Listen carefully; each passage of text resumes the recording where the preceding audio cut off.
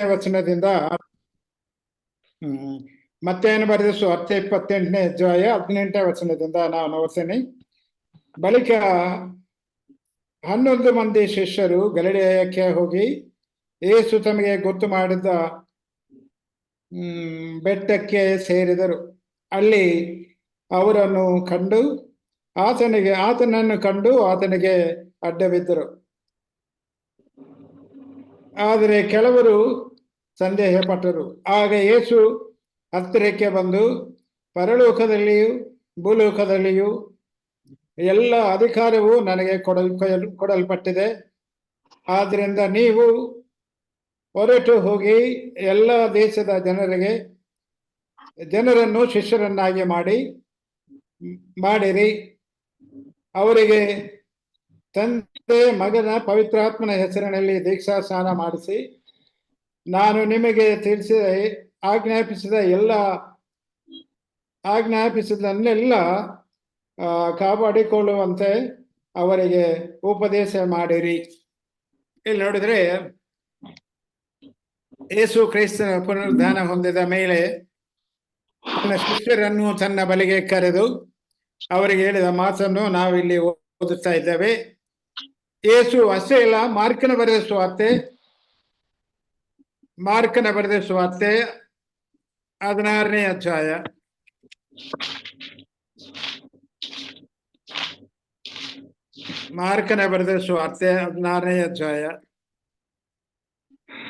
16ನೇ ವಚನ. ನಂಬಿ ದೀಕ್ಷಾ ಸ್ನಾನ ಮಾಡಿಸಿಕೊಳ್ಳುವವನು ರಕ್ಷಣೆ ಹೊಂದುವನು. ಇಲ್ಲಿ ನೋಡಿದ್ರೆ ನಂಬಬೇಕು, ದೀಕ್ಷಾ ಸ್ನಾನ ಹೊಂದಬೇಕು. ಇವತ್ತು ದೀಕ್ಷಾ ಸ್ನಾನವನ್ನು ಕುರಿತು ನಾವು ತಿಳ್ಕೊಳ್ಳಿಕ್ಕೆ ಬಂದಿದ್ದೇವೆ. ಆದರೆ ಇಂಗ್ಲಿಷ್ ಭಾಷೆಯಲ್ಲಿ ಅದು ನೋಡಿದ್ರೆ ಬ್ಯಾಪ್ಟಿಸಮ್ ಅಂತ ಬರೆಯಲ್ಪಟ್ಟಿದೆ. What you mean by baptism ಅಂದ್ರೆ ಏನು, ಇದರ ಬಗ್ಗೆ ಮೊದಲು ನಾವು ತಿಳ್ಕೊಂಡಾರ. ಆಮೇಲೆ 2ನೇ ಪಾಯಿಂಟ್ ಆಗಿ why you have to take baptism ಅನ್ನು ನಾವು ಯಾದಕ್ಕಾಗಿ ತಕ್ಕೋಬೇಕು, ಬ್ಯಾಪ್ಟಿಸಮ್ ಯಾಕೆ ನಮಗೆ ಬೇಕು, 2ನೇ ಪಾಯಿಂಟ್. 3ನೇ ಪಾಯಿಂಟ್ ಬಂದಾಗ who has to take baptism. ಈಗ ದೀಕ್ಷಾ ಸ್ನಾನವಂತದ್ದು ಎಂಥವರು ತಕ್ಕೋಬೇಕು, 3ನೇ ಪಾಯಿಂಟ್. 4ನೇ ಪಾಯಿಂಟ್ ಬಂದಾಗ ದೀಕ್ಷಾ ಸ್ನಾನವು ಯಾವಾಗ ತಕ್ಕೋಬೇಕು, when you have to take baptism. 5ನೇ ಪಾಯಿಂಟ್ ನೋಡಿದ್ರೆ ವೈ ಟು ಟೇಕ್ ಬ್ಯಾಪ್ಟಿಸಮ್, ದೀಕ್ಷಾ ಸ್ನಾನವು ಎಲ್ಲಿ ನಾವು ತಕ್ಕೋಬೇಕು. 5 ಪಾಯಿಂಟ್ಸ್ ಇವತ್ತು ಧ್ಯಾನ ಮಾಡೋಣ. ಬರುವ ವಾರ ನಾವು ಧ್ಯಾನ ಮಾಡೋದ್ರಲ್ಲಿ ದೀಕ್ಷಾ ಸ್ನಾನದ ಮೇಲೆ ಬರುವ ಅನುಮಾನಗಳು, ಪ್ರಶ್ನೆಗಳು ಇವನ್ನೆಲ್ಲ ನಾವು ಟ್ಯಾಲಿ ಮಾಡಿ ಯಾವ ಪ್ರಶ್ನೆ ದೇವರ ವಾಕ್ಯಕ್ಕೆ ಅನುಸಾರವಾಗಿದೆ ಅದನ್ನ ಉತ್ತರ ನಾವು ಕೊಡೋದಕ್ಕೆ ನೆಕ್ಸ್ಟ್ ವೀಕ್ ಎಲ್ಲ ನಾವು ಪ್ರಯತ್ನ ಮಾಡೋಣ. ಇಲ್ಲಿ ಮೊದಲನೇದು ನಾವು ನೋಡಿದ್ರೆ ದೀಕ್ಷಾ ಸ್ನಾನ ಅಂತ ಕನ್ನಡ ಭಾಷೆಯಲ್ಲಿ ಬರೆದಿದ್ದಾರೆ. ಆದರೆ ಈ ನಾವು ಪವಿತ್ರ ಬೈಬಲ್ ನೀವು ಓದುವುದಾದ್ರೆ ಅದರಲ್ಲಿ ಬಾಪ್ತಿಸ್ಮ ಅಂತ ಬರೆದಿದ್ದಾರೆ. ಸೊ ವಾಟ್ ಈಸ್ ಬ್ಯಾಪ್ಟಿಸಮ್ ಅಂತ ಮಾತು ಎಲ್ಲಿಂದ ಬಂತು ಅಂದ್ರೆ, ಬ್ಯಾಪ್ಟಿಸಮ್ ಅಂತ ಪದ it is from Greek language. Greek ಭಾಷೆಯಲ್ಲಿ ಬರೆಯಲ್ಪಟ್ಟಿದೆ ಬ್ಯಾಪ್ಟಿಸಮ್ ಅಂತ. ತೆಲುಗು ಭಾಷೆಯಲ್ಲಿ, ಇಂಗ್ಲಿಷ್ ಭಾಷೆಯಲ್ಲಿ, ಎಲ್ಲ ಭಾಷೆಗಳಲ್ಲಿ ಬ್ಯಾಪ್ಟಿಸಮ್ ಅಂತ ಬರೆದಿದ್ದಾರೆ ಬೈಬಲ್ ತರ್ಜುಮಾ ಜಾಸ್ತಿ. ಆದ್ರೆ ಕನ್ನಡದ ಭಾಷೆಯಲ್ಲಿ ದೀಕ್ಷಾ ಸ್ನಾನ ಅಂತ ತರ್ಜುಮಾ ಮಾಡಿದ್ದಾರೆ, ಪರವಾಗಿಲ್ಲ. ಆದ್ರೆ ಈ ಬ್ಯಾಪ್ಟಿಸಮ್ ಅಂತ ಅದು ಯಾತಕ್ಕೆ ಬೇಕು ಅಂತ ಒಂದು ದೊಡ್ಡ ಪ್ರಶ್ನೆ ನಮಗೆ ಬರುತ್ತೆ. ಬ್ಯಾಪ್ಟಿಸ್ಮಗಳಲ್ಲಿ ಎಷ್ಟು ವ್ಯತ್ಯಾಸಗಳಿವೆ ಅವನು ಬರುವವರೆ ನಾವು ತಿಳ್ಕೊಳ್ತೇವೆ. ಯಾಕೆ ನಾವು ಈ ಧ್ಯಾನ ಮಾಡೋ ಬ್ಯಾಪ್ಟಿಸಮ್ ಅದ್ರ ಮೇಲೆ ದೇವರ ವಾಕ್ಯದ ಪ್ರಕಾರ ಯಾವುದು ಸತ್ಯ ಅಂತ ಅದು ಇವತ್ತು ನಾವು ಸಂಪೂರ್ಣವಾಗಿ ತಿಳ್ಕೊಂಡು ಬರುವ ವಾರ ಅನೇಕ ರೀತಿಯಾದ ಬಾಪ್ತಿಸ್ಮಗಳು ಅಂದ್ರೆ ದೀಕ್ಷಾ ಸ್ನಾನಗಳು ನಾವು ಧ್ಯಾನ ಮಾಡಿ ಅದರಲ್ಲಿ ದೇವರ ವಾಕ್ಯ ಏನ್ ತೋರಿಸ್ತದೆ, ಯಾವುದು ವಾಕ್ಯಾನುಸಾರವಾಗಿದ್ದದ್ದು ಅಂತದ್ದು ನಾವು ಮುಂದಿನ ವಾರ ನಾವು ತಿಳ್ಕೊಳ್ಳೋರಾಗಿದ್ದೇವೆ. ಇಲ್ಲಿ ನೋಡಿದ್ರೆ ದೀಕ್ಷಾ ಸ್ನಾನ ಅಂತ ಮಾತನ್ನು ನಾವು ಬೈಬಲ್ನಲ್ಲಿ ನೋಡಿ, ಯೋಹಾನ ಬರೆದ ಸುವಾರ್ತೆ gospel of John 3rd chapter 3ನೇ ಅಧ್ಯಾಯ 26ನೇ ವಚನ ನಾವು ಓದೋದಾದ್ರೆ ಅಲ್ಲಿ ಏನು ಬರೆದಿರಪಟ್ಟದಂದ್ರೆ,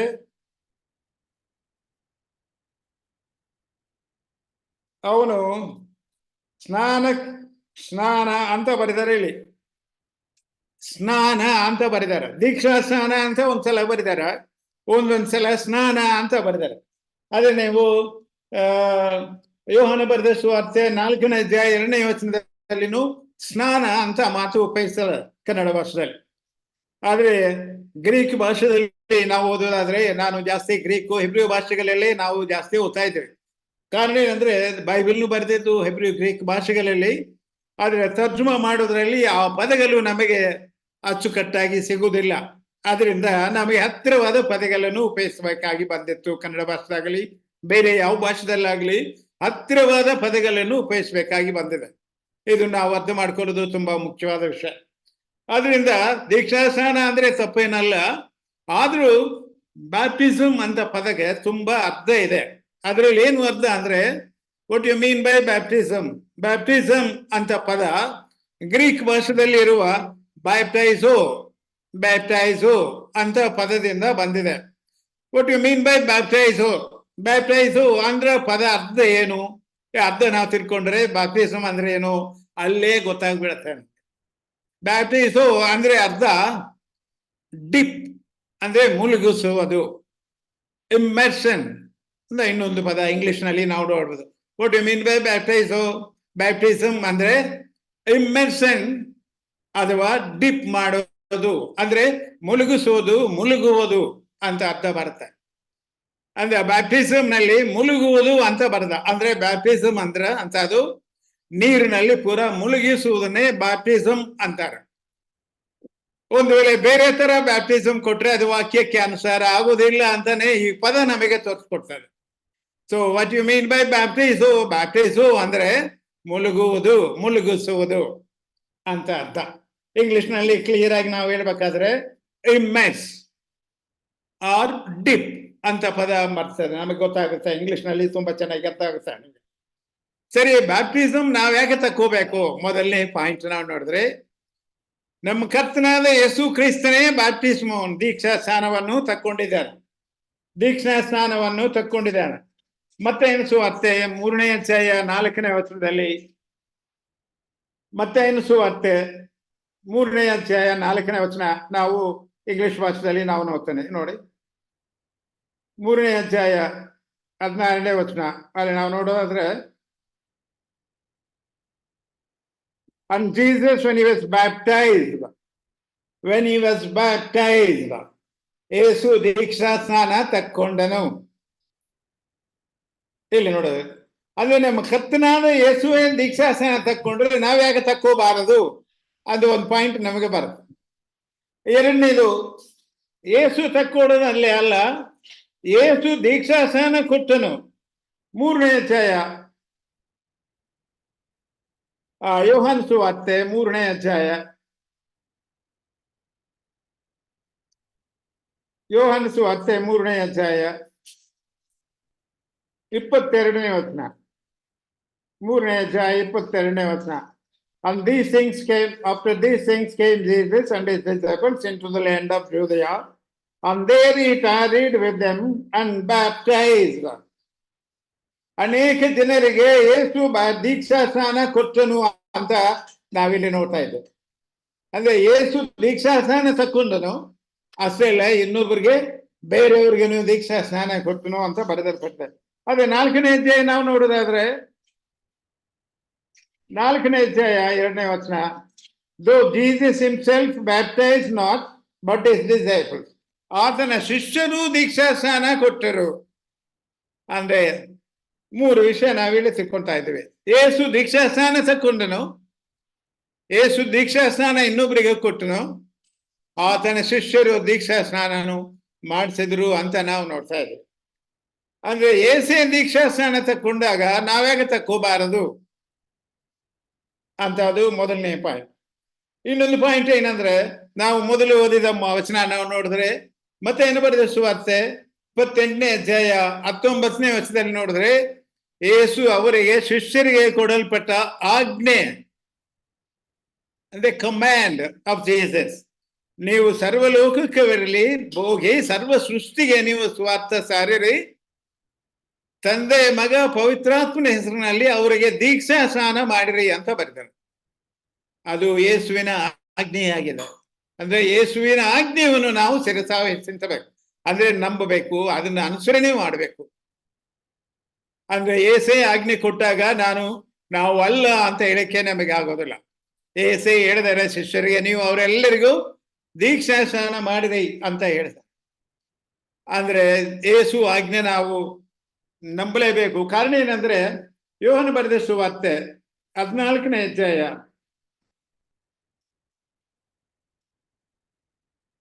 15ನೇ ವಚನ 15ನೇ ವಚನ ಅಲ್ಲಿ, if you love me keep my commandments, ನೀವು ನನ್ನನ್ನು ಪ್ರೀತಿಸುವುದಾದ್ರೆ ನನ್ನ ಆಜ್ಞೆಗಳನ್ನು ಗೈಕೊಳ್ಳದೆ, ಅಂದ್ರೆ ಒಪ್ಕೊಳ್ಳಲೇಬೇಕು, ಅನುಸರಿಸಲೇಬೇಕು, ಅದ್ರಿಗೆ ವಿಧೇಯರಾಗಲೇಬೇಕು ಅಂತ ಯೇಸು ಹೇಳ್ತಾನೆ. ನೀವು ನಾನು ನಂಬುವುದಾದ್ರೆ, ನನ್ನ ಮೇಲೆ ಪ್ರೀತಿ ನಿಮಗಿದ್ರೆ ನನ್ನ ಆಜ್ಞೆಗಳನ್ನು ನೀವು ಕೈಗೊಳ್ಳಬೇಕು ಅಂತ ಯೇಸು ಹೇಳ್ತಾನೆ. ಆದ್ರೆ ಯೇಸು ಆಜ್ಞೆ ಏನು ಅಂದ್ರೆ ದೀಕ್ಷಾ ಸ್ನಾನ ತಕ್ಕೊಳ್ಳೋದು ಯೇಸು ಕೊಡ್ತಿದ್ದ ಆಜ್ಞೆ. ಅದನ್ನು ನಾವು ಅದನ್ನ ನಂಬಲೇಬೇಕು, ಅದ್ರ ಪ್ರಕಾರ ನಾವು ನಡೆಯಲೇಬೇಕು ಅಂತ ನಾವು ನೋಡ್ತಾ ಇದ್ವಿ. ಆದ್ರಿಂದ ಮೂರನೇ ಪಾಯಿಂಟ್ ನಾವು ಬಂದಾಗ, who has to take baptism, ದೀಕ್ಷಾ ಸ್ನಾನ ಯಾರು ತಕ್ಕೋಬೇಕು ಅಂತ ಪಾಯಿಂಟ್ಗೆ ನಾವು ಬಂದಾಗ, ಮಾರ್ಕನ ಬರೆದ ಸುವಾರ್ತೆ 16ನೇ ಅಧ್ಯಾಯ 16ನೇ ವಚನ ನಾವು ಓದಿದ್ದೀವಿ. ಮಾರ್ಕನ ಬರೆದ ಸುವಾರ್ತೆ 16ನೇ ಅಧ್ಯಾಯ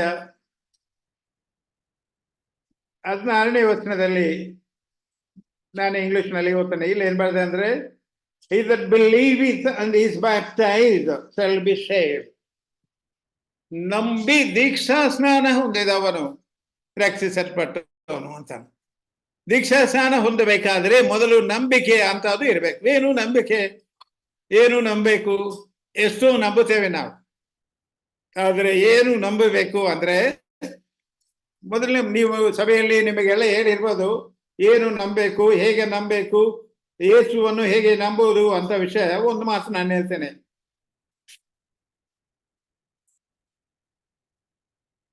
ರೋಮಿಯರು ಬರೆದ ಪತ್ರಿಕೆ 10ನೇ ಅಧ್ಯಾಯ, ರೋಮಿಯರು ಬರೆದ ಪತ್ರಿಕೆ 10ನೇ ಅಧ್ಯಾಯ 9-10 ವಚನ.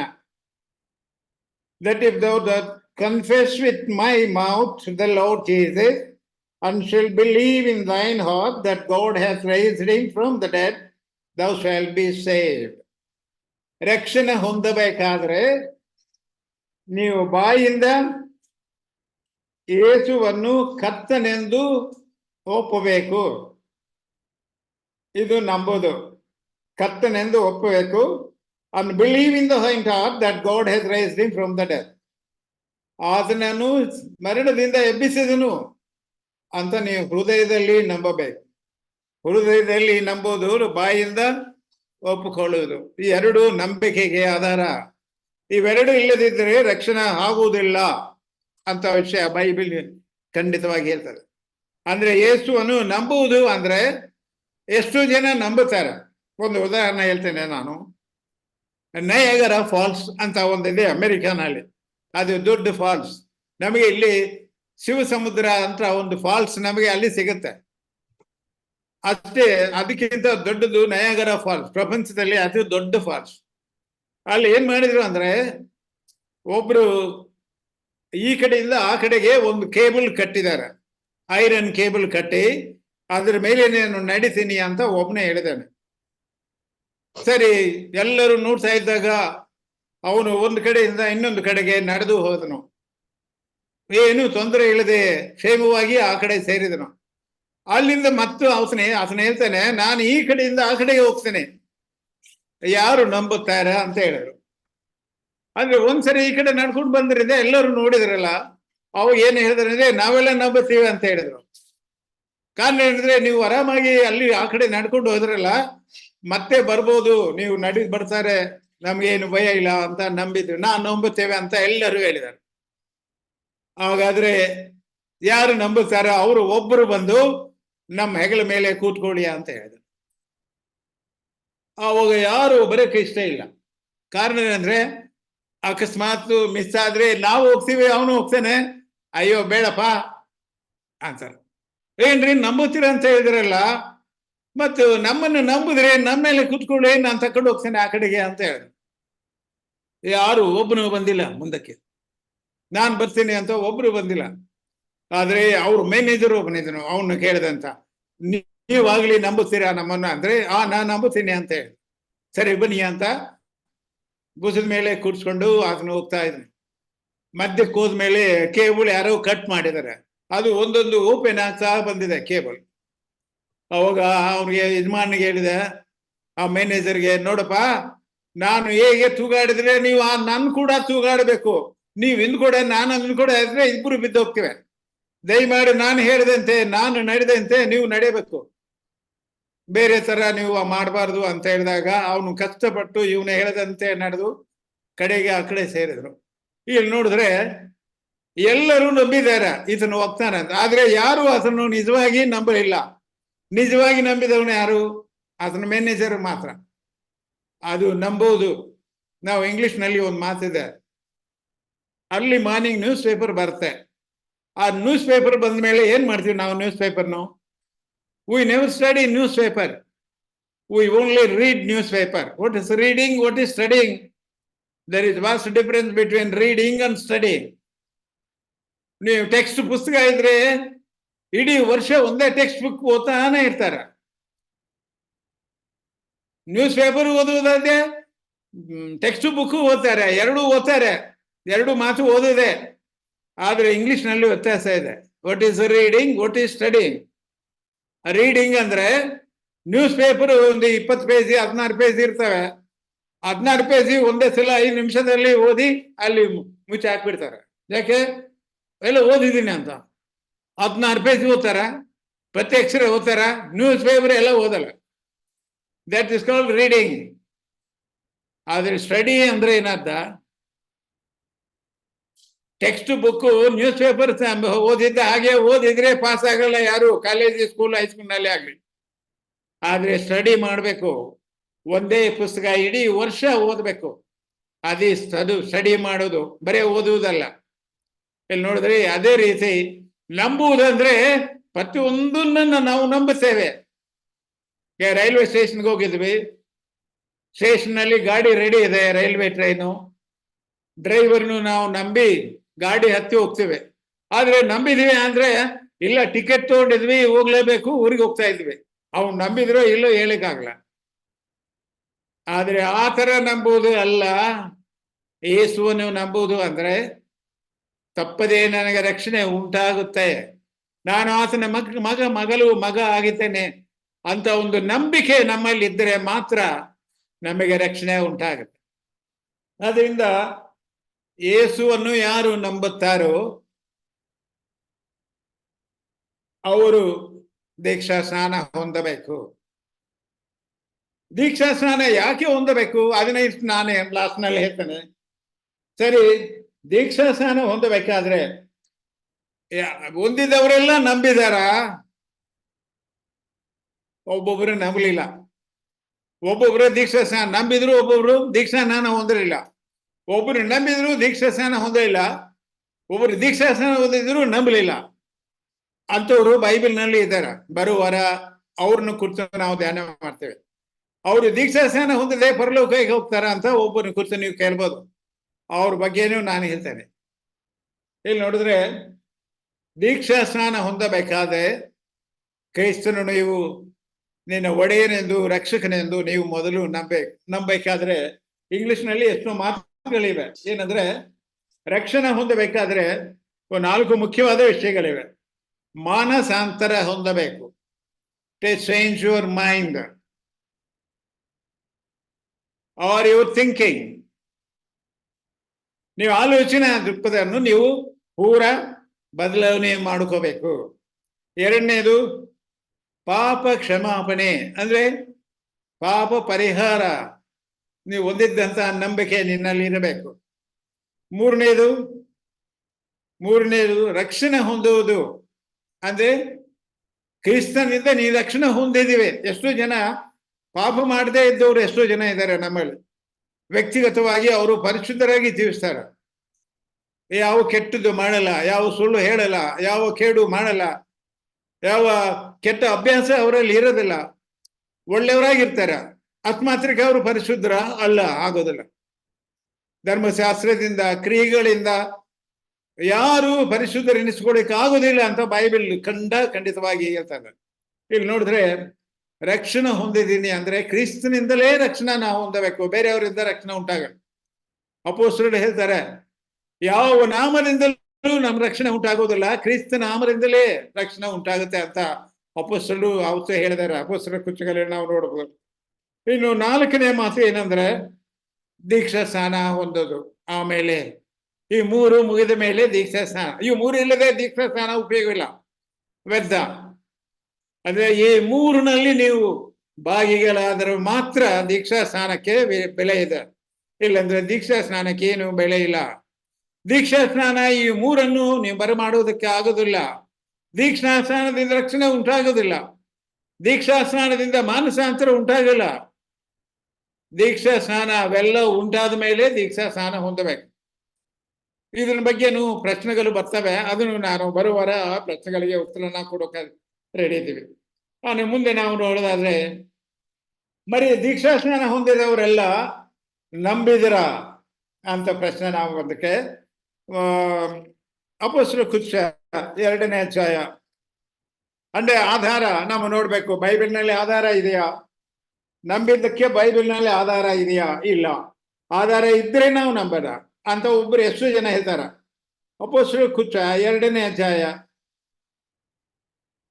ನಾವು ನೋಡೋದಾದ್ರೆ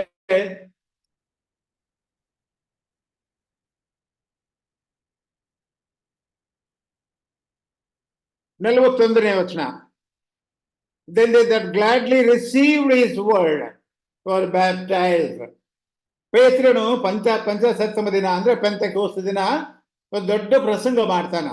ಮಾಡಿದ ಮೇಲೆ ಆತನ ವಾಕ್ಯವನ್ನು ನಂಬಿದವರು, ಅಂಗೀಕಾರ ಮಾಡಿದವರು, ಸ್ವೀಕಾರ ಮಾಡಿದವರು, ಅರ್ಥ ಮಾಡಿಕೊಂಡವರು, ಅವ್ರು ಏನ್ ಮಾಡಿದ್ರಂತ ದೀಕ್ಷಾ ಸ್ನಾನ ಹೊಂದರು ಅಂತ ನಾವು ನೋಡ್ತಾರೆ. ದೀಕ್ಷಾ ಸ್ನಾನ ತಕ್ಕೋಬೇಕಾದ್ರೆ ದೇವರ ವಾಕ್ಯ ನಂಬಿದವರು ಇದ್ದಾರೆ. ಅದೇ 8ನೇ ಅಧ್ಯಾಯ, ಅಪೊಸ್ತಲರ ಕುಚ್ಚ 8ನೇ ಅಧ್ಯಾಯ 8ನೇ ಅಧ್ಯಾಯ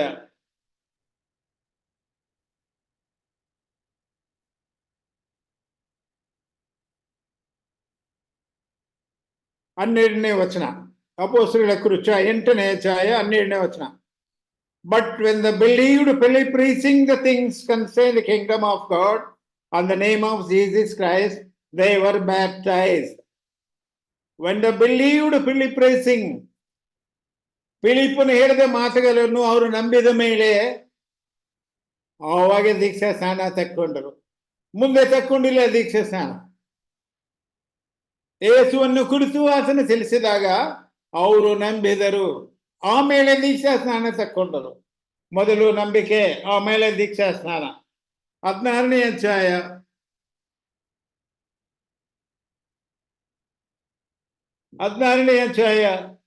14-15ನೇ ವಚನ.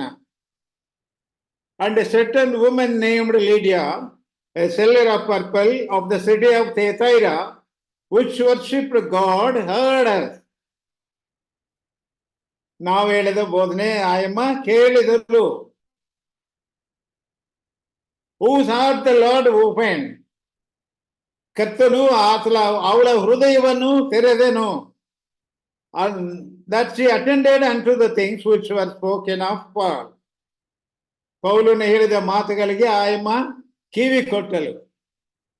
ಆವಾಗ and when she was baptized, ಆಮೇಲೆ ಅವಳು ಮನೆತನದವರು ಎಲ್ಲ ದೀಕ್ಷಾ ಸ್ನಾನ ತಕ್ಕೊಂಡರು ಅಂತ 15ನೇ ವಚನದಲ್ಲಿ ನಾವು ನೋಡ್ತಾ ಇದ್ದೀವಿ. ಅದರಿಂದ ಮೊದಲು ಕೇಳಿದರು, ಆಮೇಲೆ ದೇವರು ಅವಳ ಹೃದಯವನ್ನು ತೆರೆದನು, ಅವಳು ದೀಕ್ಷಾ ಸ್ನಾನ ತಕ್ಕೊಂಡಳು ಅಂತ ನಾವು ನೋಡ್ತಾ ಇದ್ದೀವಿ. ಅಂದ್ರೆ ಮೊದಲು ಕೇಳಬೇಕು, ನಂಬಬೇಕು, ಆಮೇಲೆ ದೀಕ್ಷಾ ಸ್ನಾನ ತಕ್ಕೊಳ್ಳೋದು. ಈ ಎರಡು ಇಲ್ಲದಿದ್ರೆ ದೀಕ್ಷಾ ಸ್ನಾನ ತಕ್ಕೊಳ್ಳೋದು ಉಪಯೋಗವಿಲ್ಲ, ಅದು ಏನು ಒಳ್ಳೇದಾಗೋದಿಲ್ಲ ಅಂತ ನಾವು ನೋಡ್ತಾ ಇದ್ದೀವಿ. ಆದ್ರಿಂದ ಯೇಸುವನ್ನು ನಂಬು ತುಂಬಾ ಮುಖ್ಯವಾದ ವಿಷಯ. ಇನ್ನು ಒಂದು ಮಾತು ನೋಡಿದ್ರೆ 8ನೇ ಅಧ್ಯಾಯ, ಅಪೊಸ್ತಲರ ಕುಚ್ಚ 8ನೇ ಅಧ್ಯಾಯ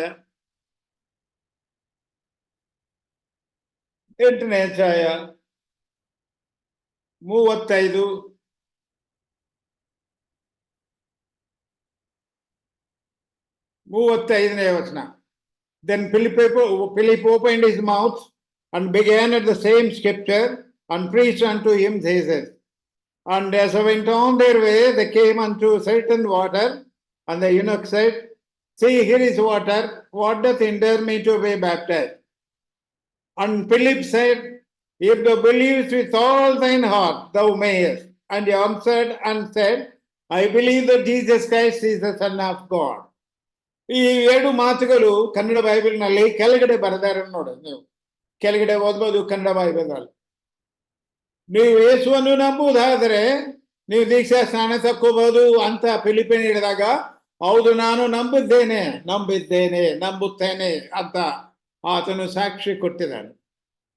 ಅಂದ್ರೆ ಆತನು ಫಿಲಿಪಿನ ಮಾತು ಕೇಳಿ ನಾನು ನಂಬಿದ್ದೇನೆ, ಆದ್ರೆ ನನಗೆ ದೀಕ್ಷಾ ಸ್ನಾನ ನೀವು ಕೊಡಬೇಕು ಅಂತ ಕೇಳಿಕೊಂಡರು. ಅಂದ್ರೆ ನಂಬಿದವರು ಅವರಿಗಾಗಿ ಅವರೇ ನನಗೆ ದೀಕ್ಷಾ ಸ್ನಾನ ಬೇಕು ಅಂತ ಕೇಳ್ಕೊಳ್ಳೋದು ಇನ್ನೂ ಒಳ್ಳೆಯದು ಅಂತ ಈ ವಾಕ್ಯದ ಮುಖಾಂತರ ನಾವು ತಿಳ್ಕೊತಾ ಇದ್ದೇವೆ. ಅಂದ್ರೆ ನಾವು ನಂಬುವುದಾದರೆ ಮೊದಲು ರಕ್ಷಣೆ ಹೊಂದಿದೆ ಅಂತ ಒಂದು ನಿರೀಕ್ಷೆ ನಿನ್ನಲ್ಲಿ ಉಂಟಾದಾಗ ಸಭೆ ಹಿರಿಯರನ್ನು ಕರೆದು ನಾನು ಯೇಸುವನ್ನು ನಂಬಿದ್ದೇನೆ, ನನ್ನ ರಕ್ಷಣೆ ಉಂಟಾಯಿತು, ನಾನು ದೀಕ್ಷಾ ಸ್ನಾನ ತಕ್ಕೋಬೇಕು ಅಂತ ನೀವೇ ಬಂದು ಹಿರಿಯರನ್ನು ಕೇಳಬೇಕು. ಈ ಕಾಲದಲ್ಲಿ ಏನಂದ್ರೆ ಎಷ್ಟೋ ಜನ ನಾಚಿಕೆ ಪಡ್ತಾರೆ ಮಾತಾಡಕ್ಕೆ. ಕಾರಣ ಅಂದ್ರೆ ರಕ್ಷಣೆ ಹೊಂದಿದ್ರೆ ಧೈರ್ಯವಾಗಿ ನಾವು ಕ್ರಿಸ್ತನಿಗೆ ಬಲಿಗೆ ಬಂದಾಗ ಮನುಷ್ಯರ ಮುಂದೆ ಆತನನ್ನು ಒಪ್ಪಿಕೊಡೋದು ಕಷ್ಟ ಆಗೋದಿಲ್ಲ. ನಾವು ಯೇಸುವನ್ನು ನಂಬದೇ ಇದ್ದಾಗಲೂ ಸಿನಿಮಾಗೆ ಹೋಗ್ತಾ ಇದ್ದೇನೆ, ಸಿನಿಮಾಗೆ ಹೋಗ್ತಾ ಇದ್ದಾಗಲೂ ನಮ್ಮ ಮನೆಯಲ್ಲಿದ್ದ ಅಭ್ಯಾಸ ಏನಂದ್ರೆ ಪ್ರಾರ್ಥನೆ ಮಾಡ್ಕೊಂಡು ಹೋಗ್ಬೇಕು. ಎಲ್ಲಿ ಹೋದ್ರು ಪ್ರಾರ್ಥನೆ ಮಾಡ್ಕೊಂಡು ಹೋಗೋದು. ಸಿನಿಮಾಗೆ ಹೋಗ್ತಾ ಇದ್ದಾಗೂ ಪ್ರಾರ್ಥನೆ ಮಾಡ್ಕೊಂಡು ಹೋಗ್ತೀನಿ ನಾನು ಅಂತವ್ರು ನಾನು. ಆದ್ರೆ ಯೇಸುವನ್ನು ಮಾತ್ರ ನಂಬಲಿಲ್ಲ. ಬೈಬಲ್ ಎಲ್ಲ 1-2 ಸಲ ಓದಿದ್ದೆ ಅದಕ್ಕೆ ಮುಂಚೆನೆ. ಯೇಸು ನಂಬೋದಕ್ಕೆ ಮುಂಚೆ ಬೈಬಲ್ ಎಲ್ಲ ಓದಿದೆ. ಯಾವ ಸುವಾರ್ತಿಕರು ಬಂದ್ರು ನಮ್ಮನೆಯಲ್ಲೇ ತಂಗುತ್ತಾರ, ಅವ್ರಿಗೆ ಊಟ ಎಲ್ಲ ನಮ್ಮನೆಯಲ್ಲೇ ಮಾಡ್ತೇವೆ. ಅವರು ಚೀಲ ಇಟ್ಕೊಂಡು ಹೋಗೋದು ನಾನೇ. ಅವಾಗ ಕಾಲೇಜ್ನಲ್ಲಿದ್ದೇನೆ. ಕಾಲೇಜ್ನಲ್ಲಿದ್ದಾಗ ಅವ್ರು ಚೀಲ ಇಟ್ಕೊಂಡು ಹೋಗೋದು ನಾನೇ. ಆದ್ರೆ ಒಂದಿನ ಸುವಾರ್ತಿಕನು ಬಂದು ಅವನು ಹೇಳಿದಾರೆ ಏನಂದ್ರೆ, ಅವತ್ತು ನರಕವನ್ನು ಕುರಿತು ಹೇಳಿದಾರೆ. ನರಕ ಘೋರವಾದ ಪರಲೋಕವನ್ನು ಕುರಿತು ಮೊದಲಿನ ದಿನ ಹೇಳಿದಾರೆ. ಪರಲೋಕ ಇಂಥದ್ದು ಅಂತ ಒಳ್ಳೆಯ ಪ್ರದೇಶ, ಅದು ಯೇಸು ನಂಬದವರೆಲ್ಲ ಸಿದ್ಧವಾಡಲ್ಪಟ್ಟಿದೆ, ಅಲ್ಲಿ ಹೋಗರು ನಿತ್ಯ ಸಂತೋಷ ನಿತ್ಯ ಶಾಂತಿ ಇರ್ತದೆ ಅಂತ ಪರಲೋಕವನ್ನು ಕುರಿತು 1 ಗಂಟೆ ಬೋಧನೆ ಮಾಡಿದ್ದಾರೆ. ಬೋಧನೆ ಮುಗಿದ ಮೇಲೆ ಎಲ್ಲರೂ ಕಣ್ಣು ಮುಚ್ಕೊಂಡು ಪ್ರಾರ್ಥನೆಯಲ್ಲಿ ನನ್ನೊಂದಿಗೆ ಸೇರಿರಿ ಅಂತ ಹೇಳಿ ಪ್ರಾರ್ಥನೆ ಮಾಡೋಕೆ ಮುಂಚೆ ಅವ್ರು ಏನು ಹೇಳಿದಾರೆ ಅಂದ್ರೆ, ಸ್ವಾರ್ಥಿಕರು ಇವತ್ತು ನೀವೆಲ್ಲ ಪರಲೋಕವನ್ನು ಕುರಿತು ತಿಳ್ಕೊಂಡಿದ್ದಾರೆ. ಆ ಪರಲೋಕ ಎಷ್ಟು ಜನ ಹೋಗ್ತಾರೋ ಅವರೆಲ್ಲ ನಿಮ್ಮ ಬಲಗೈ ಮೇಲೆತ್ತಿ ತೋರಿಸ್ರಿ ಅಂತ ಹೇಳಿದ್ದಾರೆ. ನಮ್ಮ ಫಾದರ್ ಎತ್ತಿದಾನೆ, ನಮ್ಮ ಮದರ್ ಎತ್ತಿದ್ದಾರೆ, ಈಗ ಬಂಧು ಬಳಗದವ್ರು ಎತ್ತಿದ್ದಾರೆ. ಸಭೆಯಲ್ಲಿ ಎಷ್ಟೋ ಜನ ಕೈ ತೋರಿಸ್ಬಿಡ್ತಾರೆ. ನನಗೆ ಭಯ ಆಗ್ಬಿಡ್ತಾ ಇದೆ. ನಾನೇ ನಂಬಲಿಲ್ಲ, ನಾನು ಪರಲೋಕ ಹೋಗಕ್ಕೆ ಅಧಿಕಾರ ಇಲ್ಲ, ಆದ್ರೂ ಬೇರೆಯವರೇನು ಬೇಜಾರು ಮಾಡ್ಕೊಂತಾರೆ ಅಂತ ಹೇಳಿ ನಾನೇನ್ ಮಾಡಿದೆ, ನಾನು ಒಂದು ಕೈ ತೋರ್ಸಕ್ಕೆ ಪ್ರಯತ್ನ ಮಾಡಿದೆ. ಸ್ವಲ್ಪ ಕೈ ಎತ್ತಿದ ಮೇಲೆ ಅವರು ನನ್ನ ಹೆಸರು ಕರೆದು, ಜೀವರತ್ನ ನೀನು ಮಾತ್ರ ಪರಲೋಕ ಹೋಗಲ್ಲ ಅಂತ ಹೇಳ್ಬಿಡ್ತಾರೆ. ಅವಾಗ ನಾನು ತಿಳ್ಕೊಂಡಿದ್ದೆ, ಸುಮ್ಮನೆ ಇದ್ರು ಒಳ್ಳೇದಾಯ್ತು, ನಮ್ ನಾಚಿಕೆ ಆಯ್ತಲ್ಲಪ್ಪ, ಎಂತ ಅಮರ್ಯಾದವಾಗಿ ಮಾತಾಡಿದಾರಲ್ಲ ಇವರು ಅಂತ ಹೇಳಿ ತುಂಬಾ ಬೇಜಾರಾಗ್ಬಿಡ್ತು ನಮ್ಗೆ. ಅದು ನಿಜವಾಗಿ ಹೆಸರು ನಂಬಲಿಲ್ಲ. ಅವ್ರು ಹೇಳಿದ್ರು ಸತ್ಯ ಆಯ್ತು. ಆ ರಾತ್ರಿ ಮನೆಗೆ ಹೋದ ಮೇಲೆ ನಮ್ಮ ಮನೆಯಲ್ಲೇ ಅವ್ರು ಮಲಗ್ತಾರೆ. ಊಟ ಆದ್ಮೇಲೆ ಅವ್ರು ಕೂಡ ನಾವು ಎಷ್ಟೋ ಹೊತ್ತು 1 ಗಂಟೆವರೆಗೆ ಮಾತಾಡಿದೆ. ಯೇಸುನು ನಂಬುತ್ತೇನೆ, ನಾನು ನಂಬೋದಕ್ಕೆ ಇಷ್ಟ ಇದೆ, ಆದ್ರೆ ಸ್ವಲ್ಪ ಅನುಮಾನ ಇದೆ. ಅದು ಏನಂದ್ರೆ, ಯೇಸು ನಂಬಿದ ಮೇಲೆ ಪಾಪ ಮಾಡಿದೆ ನನ್ನ ಗತಿ ಏನು ಅಂತ ಕೇಳಿ. ಯೇಸು ನಂಬಿದ್ದೇನೆ, ದೀಕ್ಷಾ ಸ್ನಾನ ಹೊಂದಿರ್ತೇನೆ, ಆಮೇಲೆ ಪಾಪ ಮಾಡಿದ್ರೆ ನನ್ನ ಗತಿ ಏನು? ನಾನು ಪಾಪಿನ ಪರಿಶುದ್ಧನ ಏನಾಗ್ತಾನೆ ಅಂತ ಕೇಳಿದ. ಅದಕ್ಕೆ ಅವ್ರು ಹೇಳಿದಾರೆ, ನೀ ಪಾಪ ಮಾಡಕ್ಕೆ ಆಗೋದಿಲ್ಲಪ್ಪ, ಆ ದೇವರು ನಿಮ್ಗೊಂದು ಇರ್ತಾರೆ, ಅದು ಹೇಗೆ ಸಾಧ್ಯ, ಅದು ಹೇಗೆ ನಾನು ನಂಬೋದು, ಅದು ನಮ್ಗೆ ಗ್ಯಾರಂಟಿ ಏನು ಅಂತ ಕೇಳಿದ್ರೆ ಅವಾಗ ಅವ್ರು ಹೇಳಿದ್ರು, ನೋಡಿ, ರಾತ್ರಿ ಎಲ್ಲ ನೀವು ಮಲಗಿದ ಮೇಲೆ ಕತ್ಲೆ ಇರ್ತದೆ, ಬೆಳಗಿನ ಜಾವದಲ್ಲಿ ಕತ್ಲೆ ಎಲ್ಲ ಹಾರಿ ಹೋಗುತ್ತೆ. ಹೇಗೆ? ನೀವು ಹೋಗಿ ಅಂದ್ರೆ ಹೋಗುತ್ತಾ ಕತ್ಲೆ? ಹೋಗಲ್ಲ. ಇರಿ ಅಂದ್ರೆ ಇರ್ತದ? ಇರಲ್ಲ. ಕತ್ಲೆ ಹಾರಿ ಹೋಗುತ್ತೆ. ಬೆಳಕಾದ ಮೇಲೆ ಕತ್ಲೆ ಹಾರಿ ಹೋಗುತ್ತೆ. ಯಾಕೆ? ಸೂರ್ಯನ ಬೆಳಕು ಯಾವಾಗ ಬರುತ್ತೋ ಕತ್ಲೆ ಏನ್ ಮಾಡ್ತದ? ಹಾರಿ ಹೋಗುತ್ತೆ. ಅಂದ್ರೆ ಯೇಸು ನಿಮ್ಮೊಳಗೆ ಬಂದ್ರೆ ನಿಮ್ಮ ಜೀವನದಲ್ಲಿ ಕತ್ತಲೆ ಇರುವುದಿಲ್ಲ. ಕತ್ತಲೆ ತೆಗೆದು ಹಾಕುವರು ಯೇಸು, ನೀವಲ್ಲ. ಪಾಪ ಮಾಡದಂತೆ ನೀನು ಸಹಾಯ ಮಾಡುವವನು ಯೇಸು ಆಗಿರ್ತಾನ. ಆದ್ರೆ ನಿನ್ನೊಂದಿಗೆ ಆತ್ಮರೂಪಿಯಾಗಿರ್ತಾನ, ನಿನ್ನನ್ನು ನಡೆಸ್ತಾನೆ. ನಿಮ್ಮ ಹೆದರಿಕೆ ಏನೂ ಬೇಡ, ಯೇಸು ನಂಬಿ ನೀವು ಧೈರ್ಯವಾಗಿ, ಆತನು ನಿಮ್ಮನ್ನು ನಡೆಸ್ತಾನೆ ಅಂತ ಹೇಳಿದಾಗ ಆ ರಾತ್ರಿ ನನ್ನ ಕಣ್ಣೀರಿಂದ ನನ್ನ ಪಾಪಗಳನ್ನೆಲ್ಲ ಒಪ್ಪಿಕೊಂಡು, ಸ್ವಾಮಿ ನಾನು ಪಾಪಿ ಅಂತ ಒಪ್ಕೊಂಡಿದ್ದೇನೆ. ತಕ್ಷಣ ಅವ್ರಿಗೆ ಏನ್ ತಿಳಿಸಿದೆ, ನೋಡಿ ಸರ್, ಮಾರ್ನಿಂಗ್ ಬೆಳಗ್ಗೆನೆ ಎದ್ದಾಗ ಅವ್ರು ಏರಿದೆ, ರಾತ್ರಿ ನಾನು ಯೇಸು ನಂಬಿದ್ದೇನೆ, ಈಗ ನಾನು ಆತನ ಮಗ, ನಾನು ಪರಲೋಕ ಗ್ಯಾರಂಟಿ ಹೋಗ್ತೇನೆ ಅಂತ. ಓಕೆ ಅಂತ ಸೆಕೆಂಡ್ ಕೊಟ್ಟು ಸಂತೋಷ ಪಟ್ರ. ಮಾರನೇ ದಿನ ನರಕವನ್ನು ಕುರಿತು ಹೇಳಿದಾರೆ.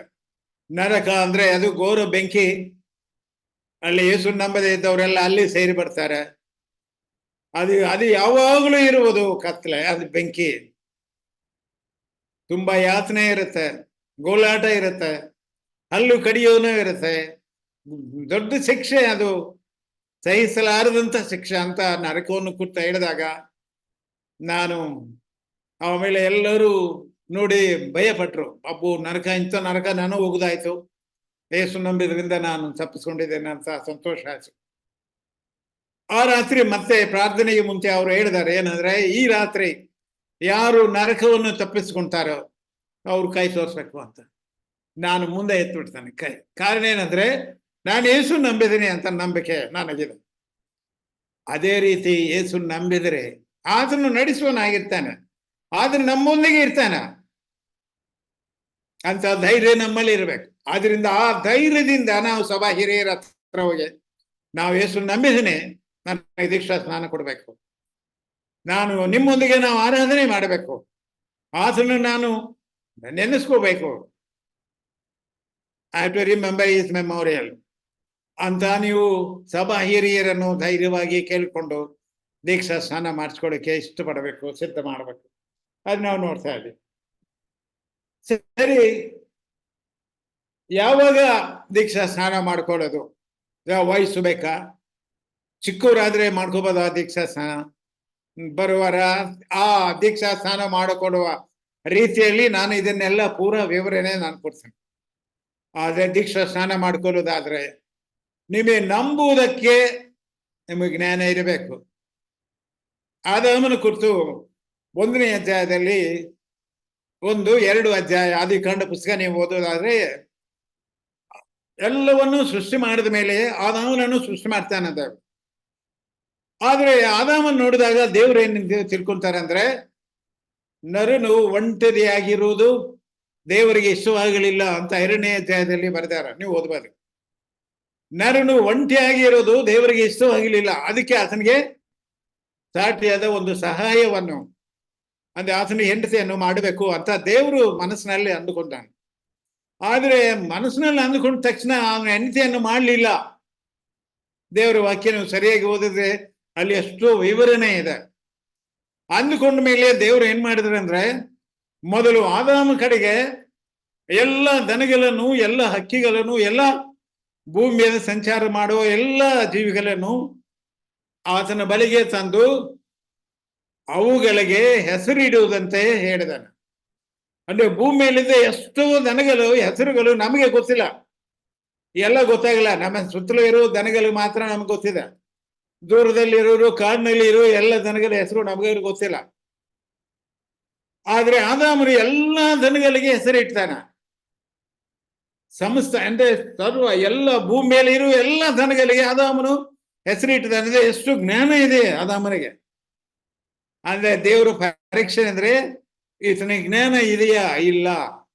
ಮದುವೆ ಮಾಡ್ಕೊಂಡ್ರೆ ಆತನ ಹೆಂಡತಿಯೊಂದಿಗೆ ಸಂತೋಷವಾಗಿ ಇರೋದಕ್ಕೆ, ಸಮಾಧಾನವಾಗಿ ಇರೋದಕ್ಕೆ, ಆತನು ಸಂಸಾರ ಮಾಡೋದಕ್ಕೆ ಆತನಿಗೆ ಜ್ಞಾನ ಇದೆಯಾ, ಶಕ್ತಿ ಇದೆಯಾ, ಆತನಿಗೆ ಇಷ್ಟ ಇದೆಯಾ, ಇವೆಲ್ಲ ತಿಳ್ಕೊಳ್ಳಿಕ್ಕೆ ದೇವರು ಒಂದು ಪರೀಕ್ಷೆ ಮಾಡಿದ್ದಾರೆ.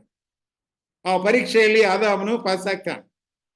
ಅದನ್ನು ಅಷ್ಟೇ ಇಲ್ಲ, ಅದನ್ನು ಆ ದನಗಳನ್ನು ನೋಡಿದಾಗ ಗಂಡು ಹೆಣ್ಣು ಎರಡು ಇರ್ತವೆ ದನಗಳಲ್ಲಿ. ಇದನ್ನ ನೋಡಿದಾಗ ಈತನಿಗೆ ಮನಸ್ಸು ಉಂಟಾಯ್ತು, ಏನಂದ್ರೆ ನಾನು ಒಬ್ಬನೇ ಇದ್ದೀನಲ್ಲ, ನನಗೆ ಒಂದು ಹೆಣ್ಣು ಇರ್ಬೇಕಲ್ಲ ಅಂತ ಒಂದು ಇಚ್ಛೆ ಆತನಲ್ಲಿ ಒಂದು ಇದು ಆತನು ಬಯಕೆ ಅಂತ ಅದು ಆತನು ತೋರಿಸ್ಕೊಟ್ಟಿದ್ದಾನೆ ದೇವರಿಗೆ. ಅದರಿಂದ ಈತನಿಗೆ ಬೇಕು ಅಂತ ಆಸೆ ಇದೆ, ದೇವರು ತಿಳ್ಕೊಂಡಿದ್ದಾನೆ. ಈತನಿಗೆ ಸಂಸಾರ ಮಾಡಿದ ಜ್ಞಾನ ಇದೆ, ತಕ್ಕ ವಯಸ್ಸು ಇದೆ ಅಂತ ದೇವರು ತಿಳ್ಕೊಂಡ ಮೇಲೇನೆ ಹೆಂಡತಿಯನ್ನು ಮಾಡ್ತಾರೆ. ಅದೇ ರೀತಿ ದೀಕ್ಷಾ ಸ್ನಾನ ತಕ್ಕೋಬೇಕಾದ್ರೆ ಚಿಕ್ಕ ಮಕ್ಕಳಿಗೆ ದೀಕ್ಷಾ ಸ್ನಾನ ಕೊಡೋದು ವಾಕ್ಯಾನುಸಾರ ಅಲ್ಲ, ಆದ್ರೆ ತಕ್ಕ ವಯಸ್ಸು ನೀವಿರಬೇಕು. ದೇವರ ವಾಕ್ಯವನ್ನು ನಂಬಿ ಏಸೇ ರಕ್ಷಕನು, ಆತನೇ ನನ್ನ ಒಡೆಯನು ಅಂತ ನೀವು ನಂಬೋದಕ್ಕೆ ನಿಮ್ಗೆ ಶಕ್ತಿ ಇದ್ರೆ ನೀವು ದೀಕ್ಷಾ ಸ್ನಾನ ಮಾಡೋದಕ್ಕೆ ಮಾಡಿಸ್ಕೊಳ್ಳೋದಕ್ಕೆ ಅರ್ಹರು ಅಂತ ನಾವು ವಾಕ್ಯ ಮುಖಾಂತರ ಹೇಳ್ಬೋದು. ಅದನ್ನ ದೀಕ್ಷಾ ಸ್ನಾನ ತಕ್ಕೋಬೇಕಾದ್ರೆ ನಿನ್ನ ವಯಸ್ಸು, ನಿನ್ನ ನಂಬಿಕೆ ತುಂಬಾ ಮುಖ್ಯವಾಗಿದ್ದು. ಅದು ನಾಲ್ಕನೇದಾಗಿ ಏನು ಅಂತಂದು ಸರಿ, ದೀಕ್ಷಾ ಸ್ನಾನ ಎಲ್ಲಿ ಮಾಡ್ಕೋಬೇಕು ಅಂದ್ರೆ ಮೊದಲನೇ ಮಾತು ನಾವು ಹೇಳಿದೆ, ದೀಕ್ಷಾ ಸ್ನಾನ ಅಂದ್ರೆ ಮುಳುಗುವುದು ಅಂತ. ಇಮ್ಮೆನ್ಷನ್ ಅಂದ್ರೆ ನೀವು ಮುಳುಗುವುದಕ್ಕೆ ತಕ್ಕ ನೀರು ಇರಬೇಕು. ಆ ನೀರು ಇಲ್ಲದೆ ಆಗೋದಿಲ್ಲ. ಒಬ್ರು ಏನ್ ಮಾಡ್ತಾರೆ, ಒಂದ್ ಕಪ್ಪದಲ್ಲಿ ನೀರು ತಂದು ದೀಕ್ಷಾ ಸ್ನಾನ ಮಾಡಿದ್ರಿಂದ ಚಿಮರಿಸ್ಬಿಡ್ತಾರೆ. ಇನ್ನೊಬ್ಬರಲ್ಲಿ ಒಂದು ಕಪ್ನಲ್ಲಿ ನೀರು ತಂದು ತಲೆ ಮೇಲೆ ನೀರು ಹೋಯಿಸ್ತಾರೆ, ಸುರಿಸ್ತಾರೆ, ಅಲ್ಲೊಂದ್ಸರ ದೀಕ್ಷಾ ಸ್ನಾನ ಮಾಡ್ತಾರೆ. ಆದ್ರೆ ದೇವ್ರ ವಾಕ್ಯ ಏನಿತ್ತು ಅಂದ್ರೆ, ನೀವು ಅದೇನು ಈಗ ನಾವು ಓದಿದ್ವಿ 4ನೇ ಅಧ್ಯಾಯದಲ್ಲಿ ನೀವು ನೋಡೋದಾದ್ರೆ, ಅಥವಾ 3ನೇ ಅಧ್ಯಾಯದಲ್ಲಿ ಅಂದ್ರೆ ಯೋಹಾನನು ದೀಕ್ಷಾ ಸ್ನಾನ ಕೊಡುವ ಸ್ಥಳವನ್ನು ಕೊಡ್ತಾನೆ 26ನೇ ವಚನದಲ್ಲಿ. ಅಲ್ಲಿ ಹತ್ರ ನಾವು ನೋಡೋದಾದ್ರೆ ಏನಂದ್ರೆ, ಆ ಸ್ಥಳದಲ್ಲಿ ಎಷ್ಟೋ ನೀರಿರೋದ್ರಿಂದ ದೀಕ್ಷಾ ಸ್ನಾನ ಅಲ್ಲಿ ಮಾಡ್ತಾ ಇದ್ದನು ಯೋಹಾನನು ಅಂತ ಬರೆಯಲ್ಪಟ್ಟಿದೆ. ಅಂದ್ರೆ ದೀಕ್ಷಾ ಸ್ನಾನ ತಕ್ಕೋಬೇಕಾದ್ರೆ ಮುಳುಗುವಷ್ಟು ನೀರು ಇರಬೇಕು, ಅಂದ್ರೆ ಮುಳುಗಿಸುವುದೇ ದೀಕ್ಷಾ ಸ್ನಾನ ಅಂದ್ರೆ. ಸರಿ, ದೀಕ್ಷಾ ಸ್ನಾನವನ್ನು ಕುರಿತು ನಾವು ಮುಖ್ಯವಾದದ್ದು 6 ಪಾಯಿಂಟ್ಸ್ ನಾವು ತಿಳ್ಕೊಂತೀವಿ. 6 ಪಾಯಿಂಟ್ಸ್ ಮುಖ್ಯವಾದ ಇದೆ. ನಾವು ದೀಕ್ಷಾ ಸ್ನಾನ ತಕ್ಕೊಳ್ಬೇಕಾದ್ರೆ ಮುಖ್ಯವಾದ 6 ಪಾಯಿಂಟ್ಸ್ ಇದೆ. ಮೊದಲನೇದೇನಂದ್ರೆ, ಯಾಕೆ ನಾವು ದೀಕ್ಷಾ ಸ್ನಾನ ತಕ್ಕೋಬೇಕು? ಮೊದಲನೇ ಪಾಯಿಂಟು ನೀವು ಬರ್ಕೋಬೇಕು, ಟು ಒಬೇ ಜೀಸಸ್ ಕಮಾಂಡ್. ಯೇಸು ಹೇಳಿದ ಆಜ್ಞೆಗೆ ನಾವು ಒಳಪಟ್ಟಿರಬೇಕು. ಆದ್ರೆ ಅದನ್ನು ಪ್ರೀತಿಸುವುದಾದ್ರೆ ಅದರ ಆಜ್ಞೆಯನ್ನು ನಾವು ನಂಬಲೇಬೇಕಾಗಿದ್ರೆ, ನಾವು ಅದನ್ನು ವಿಧೇಯರಾಗಿರಬೇಕಾದ್ರೆ ಮಾತ್ರ ದೀಕ್ಷಾ ಸ್ನಾನ ತಕ್ಕೊಳ್ಳೇಬೇಕು. ಮೊದಲನೇ ಪಾಯಿಂಟ್. ಎರಡನೇ point, it is demonstration of our obedience to the command of our Lord. అంటే ఏంటంటే ದೀಕ್ಷಾ ಸ್ನಾನ ಅಂದ್ರೆ ಏನು ಅಂದ್ರೆ, ಯೇಸು ಆಜ್ಞೆಗೆ ನಾವು ಒಳಪಟ್ಟು ಅದು ನಾನು ವಿಧೇಯರಾಗಿದ್ದೀನಿ ಅಂತ ತೋರಿಸಿಕೊಡುವುದೇ ದೀಕ್ಷಾ ಸ್ನಾನ. ಮೊದಲನೇ ಕಾರಣ. ಎರಡನೇ ಕಾರಣ ನಾವು ನೋಡೋದಾದ್ರೆ, A symbol of identity with the death, burial and resurrection of our lord. ಇದು ಎರಡನೇ ಮುಖ್ಯವಾದ ಕಾರಣ. ಏಕೆ ದೀಕ್ಷಾ ಸ್ನಾನ ಮಾಡಿಸ್ತಾರೆ? ಏನು ಇದು ಅಂದ್ರೆ, ರೋಮಾಪುರದವರಿಗೆ ಬರೋ ಪತ್ರಿಕೆ 6ನೇ ಅಧ್ಯಾಯ ಅಲ್ಲಿ ಸಂಪೂರ್ಣವಾಗಿ ಕೊಟ್ಟಿದ್ದಾರೆ. 6ನೇ ಅಧ್ಯಾಯ 1ನೇ ವಚನದಿಂದ ನೀವು ಓದ್ತಾ ಹೋದ್ರೆ, ಅಲ್ಲಿ ನಾನು ಇಂಗ್ಲಿಷ್ನಲ್ಲಿ ಓದ್ತೇನೆ, ನೀವು ಕನ್ನಡದಲ್ಲಿ ತಿಳ್ಕೋಬಹುದು. ಅಲ್ಲಿ ಏನ್ ಬರ್ತದಂದ್ರೆ, ರೋಮಾಪುರದವರೇ ಬರೋ ಪತ್ರಿಕೆ ರೋಮನ್ಸ್ 6 ಚಾಪ್ಟರ್ 1ನೇ ವಚನದಿಂದ ನಾವು ನೋಡೋದಾದ್ರೆ 7ನೇ ವಚನದ, God forbid, how shall we that are dead to sin live any longer therein.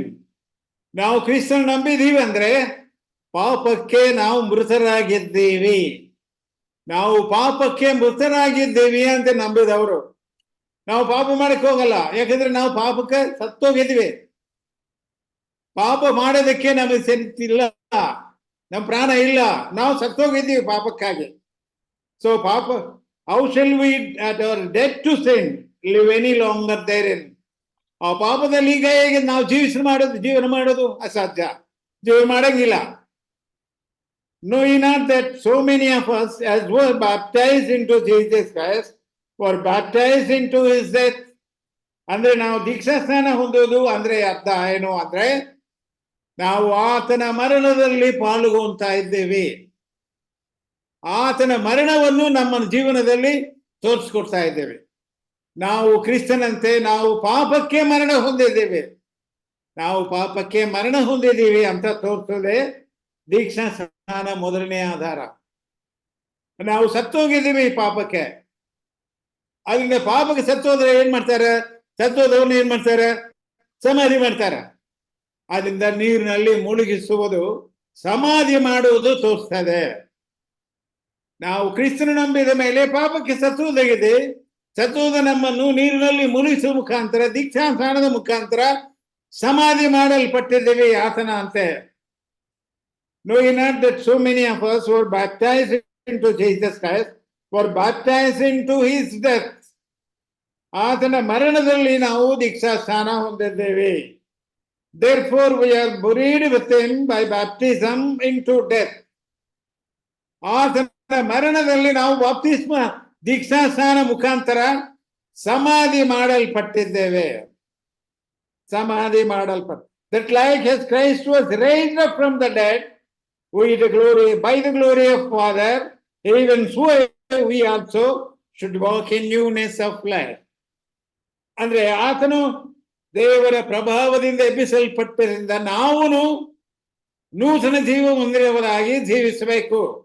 ಈಗ ಹಳೆ ಜೀವನ ಇರಬಾರದು ದೀಕ್ಷಾ ಸ್ನಾನ ಹೊಂದಿದವರಿಗೆ. ಇದನ್ನು ತೋರ್ಸಕ್ಕೆ ದೀಕ್ಷಾ ಸ್ನಾನ ಕೊಡ್ತಾರ. ಆತನ ಮರಣದಲ್ಲಿ ನಾವು ಸೇರ್ತಾ ಇದ್ದೀವಿ, ಆತನ ಪುನರುದ್ಧಾನದಲ್ಲಿ ನಾವು ಸೇರ್ತಾ ಇದ್ದೀವಿ. ಹೊಸ ಜೀವನದಲ್ಲಿ ಜೀವಿಸಬೇಕು ಅಂತ ದೀಕ್ಷಾ ಸ್ನಾನದ ಮುಖಾಂತರ ನಾವು ತೋರಿಸ್ಕೊಡ್ತಾ ಇದ್ದೀವಿ. ಇದು ಎರಡನೇ ಪಾಯಿಂಟ್. ಮೂರನೇ ಪಾಯಿಂಟ್ ನೋಡಿದ್ರೆ, a public declaration of our decision in our heart not to continue walking in sin. Public declaration. Yesu ನಂಬುವುದರಲ್ಲಿ ನೀವು ವ್ಯಕ್ತಿಗತವಾಗಿ ನೀವು ಹೃದಯದಲ್ಲಿ ವಿಶ್ವಾಸ ನಿರೀಕ್ಷಣೆ ಉಂಟಾ, ಹೃದಯದಲ್ಲಿ ನಂಬುತ್ತಾ ಇದ್ದೇವೆ, ಯೇಸು ನಾನು ನಂಬಬೇಕು ಅಂತ ಒಂದು ತೀರ್ಮಾನ ಮಾಡೋದು ನೀವು ಹೃದಯದಲ್ಲಿ. ಆದ್ರೆ ಈ ತೀರ್ಮಾನ ಹೊರಗಡೆ ತೋರಿಸೋದು ಪಬ್ಲಿಕ್ ಡಿಕ್ಲರೇಷನ್, ದೀಕ್ಷಾ ಸ್ನಾನ ಮುಖಾಂತರ ನಾನು ಪಾಪಕ್ಕೆ ಸತ್ತಿದ್ದೇನೆ, ಕ್ರಿಸ್ತನ ನಂಬಿದ್ದೇನೆ ನೀನು ತೋರಿಸಿದೆ ಅಂತ ತೋರಿಸದೆ ದೀಕ್ಷಾ ಸ್ನಾನ ಅಂತ. ಕೊಲೊಸ್ಸೆ ಬರೆದ ಪತ್ರಿಕೆ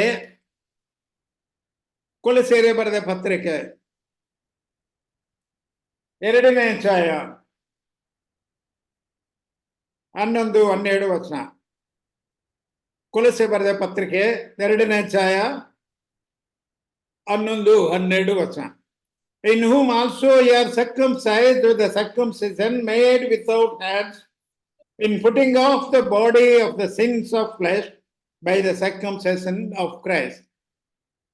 Buried with him in baptism, wherein also you are risen with him through the faith of the operation of God, who hath raised him from the dead.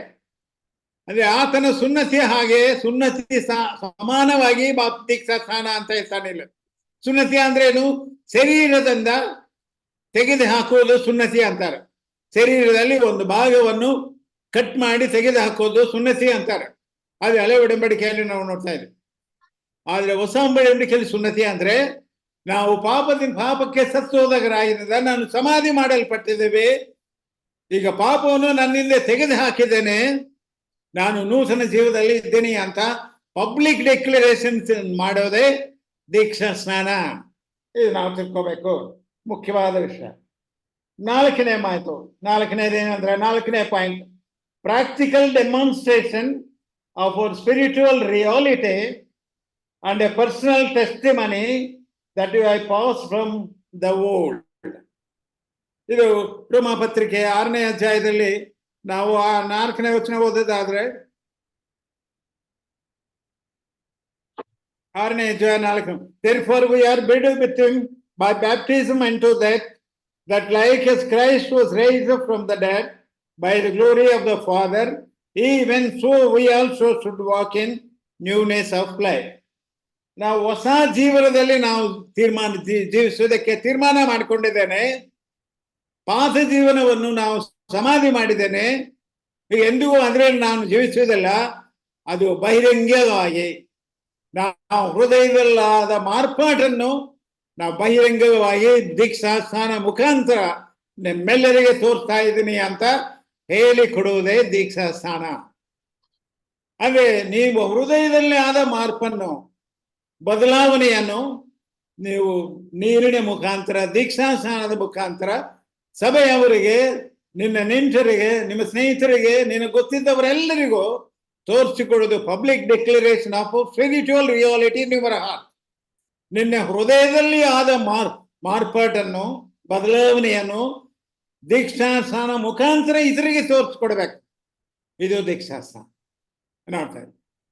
ಆಮೇಲೆ 5ನೇ ಪಾಯಿಂಟ್ ನೋಡಿದ್ರೆ, life of sin to the new life in Christ ಅಂತ. ಆಮೇಲೆ 5ನೇ point ಮುಖ್ಯವಾದ, to connect to the wider body of Christ. ಯಾಕೆ ದೀಕ್ಷಾ ಸ್ನಾನ ಮಾಡದೇ ಇದ್ರೆ ಆರಾಧನೆಗೆ ಕೊಡಲ್ಲ, ಸಭೆಯಲ್ಲಿ ಆರಾಧನೆ ಮಾಡಕ್ಕೆ ಕೊಡಲ್ಲ ನಿಮ್ಗೆ. ಯಾಕೆ ದೀಕ್ಷಾ ಸ್ನಾನ ತಕ್ಕೊಂಡವ್ರು ಮಾತ್ರ ಆರಾಧನೆ ಮಾಡ್ತಾರೆ, ಯಾಕೆ ನಿಮಗೆ ಕೊಡಲ್ಲ ಅಂದ್ರೆ ನೀವು ಸಭೆಯಲ್ಲಿ ಇನ್ನೂ ಸೇರಲಿಲ್ಲ. ಅಪೊಸ್ತಲರು ಪೆಂತೆಕೋಸ್ತ ದಿನದಲ್ಲಿ ಪೇತ್ರನು ಮಾತಾಡಿದ ವಾಕ್ಯಕ್ಕೆ ಅವರೆಲ್ಲ ಕೇಳಿದ ಮೇಲೆ 3,000 ಜನ ದೀಕ್ಷಾ ಸ್ನಾನ ಹೊಂದಿ ಆವಾಗ ಸೇರಿಸಲ್ಪಟ್ಟರು. ಮುಂದೆ ಸೇರ್ಲಿಲ್ಲ, ದೀಕ್ಷಾ ಸ್ನಾನ ಹೊಂದಿದ ಮೇಲೆ ಸೇರಿಸಲ್ಪಟ್ಟರು. ಅದರಿಂದ ದೀಕ್ಷಾ ಸ್ನಾನ ಏನ್ ಮಾಡ್ತದೆ? ಇನ್ನೊಂದು ಪಾಯಿಂಟ್, 1ನೇ ಕೊರಿಂಥ ಪತ್ರಿಕೆ 12ನೇ ಅಧ್ಯಾಯ 13ನೇ ವಚನ. For by one spirit are we all baptized into one body. ನಾವೆಲ್ಲರೂ ಒಂದೇ ಆತ್ಮದಿಂದ ದೀಕ್ಷಾ ಸ್ನಾನದ ಮುಖಾಂತರ ಒಂದಾಗಿದ್ದೇವೆ, ಎಲ್ಲರೂ ಒಂದಿಗೆ ಸೇರ್ತೇವೆ. ದೀಕ್ಷಾ ಸ್ನಾನ ಹೊಂದಿದ ಮೇಲೆ ನೀವು ಸಭೆಯಲ್ಲಿ ಭಾಗಿಯಾಗ್ತೇವೆ. ಯೇಸು ನಂಬಿದ್ರು, ನೀವು ಒಂಟಿಯಾಗಿ ನಂಬಿದ್ರು, ನಿಮ್ಮ ಹೃದಯದ ಬದಲಾವಣೆ ಆಯ್ತು, ಸಂತೋಷ. ಆದ್ರೆ ದೀಕ್ಷಾ ಸ್ನಾನ ಹೊಂದಿದ ಮೇಲೆ ಸಭೆಯವರೊಂದಿಗೆ ನೀವು ಭಾಗಿಯಾಗಿದ್ದೇವೆ, ನೀವು ಸಭೆಯಲ್ಲಿ ಒಬ್ಬನಾಗಿರ್ತಾರ. ಇದು ದೀಕ್ಷಾ ಸ್ನಾನದ ಮುಖಾಂತರ ನಮಗೆ ನಡೆಯುವ ಈ 5 ಬದಲಾವಣೆಗಳು ತುಂಬಾ ಮುಖ್ಯವಾಗಿದೆ. ಒಂದು ಉದಾಹರಣೆ ನಾನು ಹೇಳ್ತೇನೆ. ನೋಡಿದ್ರೆ, ಒಂದು ವೇಳೆ ನೀವು ಆರ್ಮಿ ಮಿಲಿಟರಿನಲ್ಲಿ ಸೇರಿರ್ಬೋದು, ಮಿಲಿಟರಿ ಪರೀಕ್ಷೆ ಪಾಸ್ ಆಗಿ ಮಿಲಿಟರಿಗೆ ಹೋದ್ಮೇಲೆ ನಿಮ್ಮ ನೋಂದಾಯಿಸ್ತಾರೆ, ನಿಮ್ಮ ಹೆಸರು ನೋಂದಾಯಿಸಿ ನೀವು ಸೆಲೆಕ್ಟೆಡ್ ಅಂತ ನಿಮ್ಮ ಮೆಮೊ ಒಂದು ಲೆಟರ್ ಕಳಿಸ್ಬಿಡ್ತಾರೆ. ಲೆಸರ್ ಕಟ್ಮೆಂಟ್ ನೀವು ಟ್ರೈನ್ ಕೋರ್ಸ್ ನಲ್ಲಿ ಮಿಲಿಟರಿಗೆ ಹೋದ್ರೆ ಯಾರು ನಂಬಲ್ಲ ನೀವು ಮಿಲಿಟರಿ ಅವನಂತ. ನೀವೇನ್ ಮಾಡ್ಬೇಕು? ಮಿಲಿಟರಿ ಡ್ರೆಸ್ ನಲ್ಲಿ ಹೋಗ್ಬೇಕು, ಮಿಲಿಟರಿ ಡ್ರೆಸ್. ಅದೇ ದೀಕ್ಷಾ ಸ್ನಾನ ಅಂದ್ರೆ ನೀವು ಕ್ರಿಸ್ತನು ನಂಬಿದೀನಿ ಅಂತ ಹೊರಗಡೆ ನೀವು ಸಾಕ್ಷ್ಯ ಹೇಳುವುದು. ಅದೇ ರೀತಿ ಕ್ರಿಸ್ತನು ನಂಬಿದ ಪ್ರತಿಯೊಬ್ಬರು ದೀಕ್ಷಾ ಸ್ನಾನ ಮುಖಾಂತರ ನಾವು ಕ್ರಿಸ್ತನನ್ನು ಹೊರಗಡೆ ಇತರರಿಗೆ ತೋರಿಸುವರಾಗಿದ್ದೇವೆ. ಅದರಿಂದ ಯೇಸುನ ಯಾರು ನಂಬಿದ್ದಾರೋ ಅವರೆಲ್ಲ ದೀಕ್ಷಾ ಸ್ನಾನ ಮುಖಾಂತರ ನಿಮ್ಮ ಹೃದಯದಲ್ಲ ಆದ ಮಾರ್ಪನ್ನು ಹೊರಗಿನವರೆಗೆ ಸಾಕ್ಷಿಯಾಗಿ ತೋರಿಸೋದಕ್ಕೋಸ್ಕರ ತಪ್ಪದೇ ದೀಕ್ಷಾ ಸ್ನಾನ ನೀವೆಲ್ಲರೂ ಹೊಂದಬೇಕು. ಇದು ದೀಕ್ಷಾ ಸ್ನಾನದ ಮುಖ್ಯ ಭಾಗ. 5 ವಿಷಯಗಳು ನಾವು ನೋಡಿದ್ರೆ, 1ನೇ ಪಾಯಿಂಟು ಯೇಸು ಕೊಟ್ಟ ಆಜ್ಞೆಗಳನ್ನು ವಿಧೇಯರಾಗಿದ್ದೇವೆ ತೋರಿಸೋದು ದೀಕ್ಷಾ ಸ್ನಾನ.